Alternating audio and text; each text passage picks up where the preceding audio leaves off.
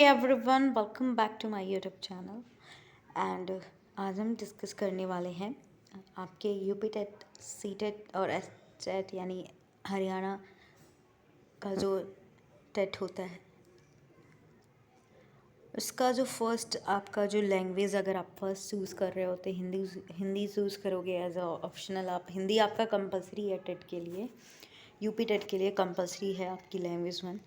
तो उसमें अभी तक हमने फर्स्ट पार्ट में आदिकाल हिंदी साहित्य का विभाजन देखा था कि काल विभाजन क्या होता है। फिर हमने आदिकाल के बारे में पढ़ा, फिर हमने भक्ति काल के बारे में पढ़ा। आज हम रीतिकाल के बारे में पढ़ेंगे। इससे भी क्वेश्चन आता है, तो अभी तक जितने क्वेश्चन आए हैं इसको मैं आपको बताऊंगी किस तरीके से क्वेश्चन आता है। तो रीतिकाल को उत्तर मध्यकाल भी कहा जाता है और इसका जो टाइम है ये 1700 से 1900 के बीच में है।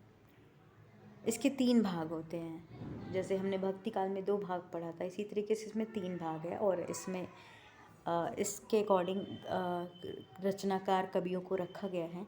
तो पहला जो है रीतिसिद्ध कवि, रीतिबद्ध कवि और रीतिमुक्त। जो रीतिबद्ध हैं इसमें चिंतामणि, मतीराम सेनापति, केशवदास देव आते हैं।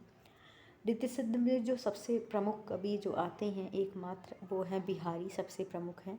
ये रीतिसिद्ध में आते हैं, इससे क्वेश्चन आता है। और रीतिमुक्त में आलम आते हैं, घनानंद आते हैं, ठाकुर और बोधा आते हैं।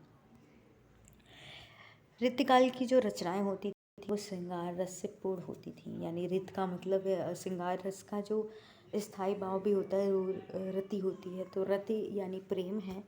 तो रीतिकाल की जो रचनाएं हों वो श्रृंगार रस से युक्त होती थी। और रीतिकाल के जो कवि होते थे वो दरबारी कवि होते थे राजाओं के, और उन्हीं के दरबार में रह के अपनी कविता किया करते थे। ठीक है। इसमें और भी अन्य कवि आते हैं जैसे कि भिखारी दास, भूषण, कुलपति मिश्र, रघुनाथ, ये लोग रीतिबद्ध में आते हैं। ठीक है। रीतिमुक्त में तो आलम, बोधा, घनानंद आते हैं। अब हम बात करते हैं नामकरण। जैसे हमने आदिकाल का पढ़ा था जिससे क्वेश्चन भी आया था, तो इसका भी नाम दिया गया है, अलग अलग नाम से जाना जाता है और किसने इसको संज्ञा दी है वो भी हम देखेंगे। पहले जो रीतिकाल इसको नाम दिया था वो रामचंद्र शुक्ल ने दिया था।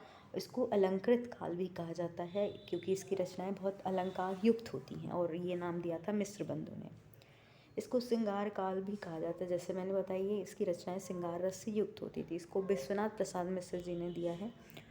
फिर इसको एक और नाम से जाना जाता है, कला काल नाम से, तो रमाशंकर शुक्ल जिन्हें रसाल के नाम से जाना जाता है। आपका इससे क्वेश्चन आएगा कि ये नाम किसने दिया है।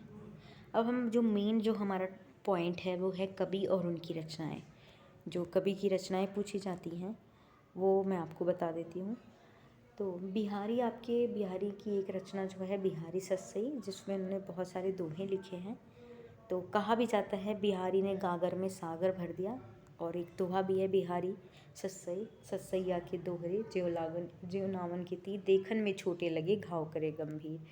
अगर आपने सुना होगा तो ये गागर में सागर भरने का काम किया है इन्होंने। उसके बाद आते हैं चिंतामणि। चिंतामणि जो है एक कवि हैं। चिंतामणि एक रचना नहीं है, नहीं तो आपको लगेगा कि ये रामचंद्र शुक्ल की रचना है। नहीं, चिंतामणि जी की जो रचना है वो कवि कल्प गुरु और श्रृंगार मंजरी, छंद विचार रास रस विलास है। ठीक है। उसके बाद आते हैं मतीराम।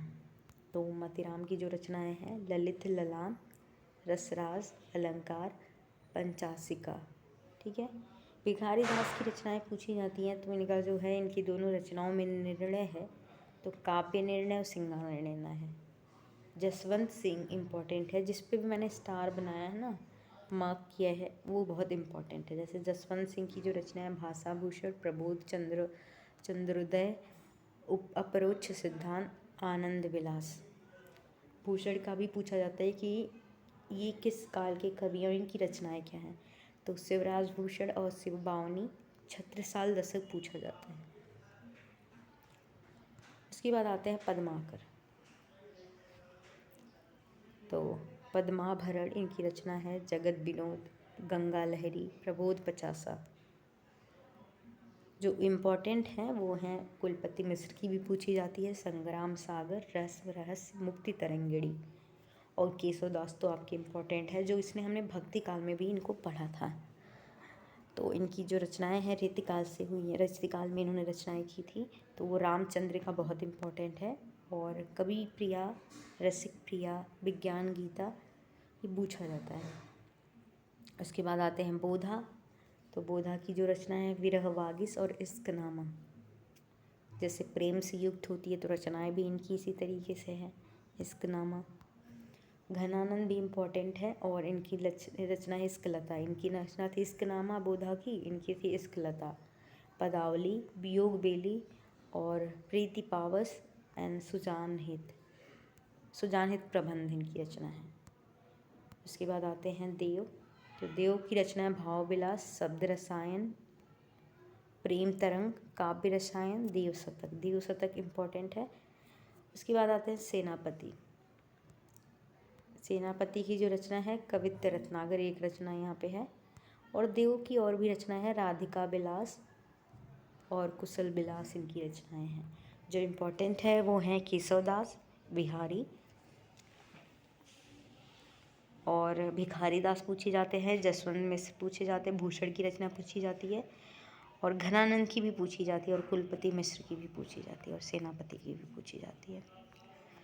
आई होप आपको ये वीडियो पसंद आई होगी। अगर वीडियो अच्छी लगती है तो प्लीज़ लाइक करना, शेयर करना और चैनल को सब्सक्राइब ज़रूर कर देना, और इसकी PDF आपको टेलीग्राम चैनल पे मिल जाएगी। Thank you.